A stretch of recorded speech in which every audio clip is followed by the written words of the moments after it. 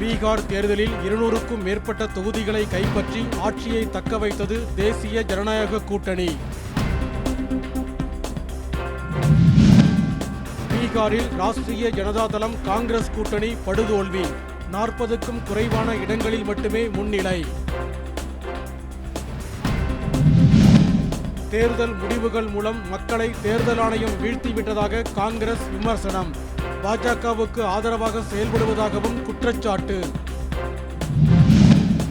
பீகாரில் போட்டியிட்ட அனைத்து இடங்களிலும் பிரசாந்த் கிஷோரின் ஜன்ஸ்வராஜ் கட்சிக்கு தோல்வி.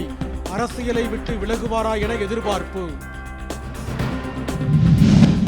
மின்மாற்றி கொள்முதல் ஊழல் குறித்து 30 மாதங்களாக வழக்கு பதியாமல் குற்றவாளிகளை திமுக அரசு காப்பாற்ற துடிப்பதற்கு அன்புமணி கண்டனம். சென்னையை அடுத்த திருப்போரூர் அருகே பயிற்சி வானூர்தி உப்பளத்தில் விழுந்து விபத்து. விசாரணைக்கு ஆணையிட்டது வானூர்தி படை. வாக்காளர் பட்டியல் தீவிர திருத்தத்துக்கு ஆதரவாக உச்சநீதிமன்றத்தை அதிமுக நாடியிருப்பது வெட்கக்கேடு என முதலமைச்சர் ஸ்டாலின் விமர்சனம்.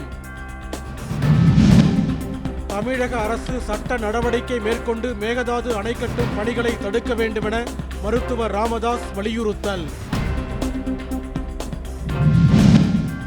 குழந்தைகள் நாளையொட்டி தமிழகம் முழுவதும் நடைபெற்ற விழிப்புணர்வு ஊர்வலங்களில் மாணவ மாணவிகள் ஏராளமானோர் பங்கேற்பு.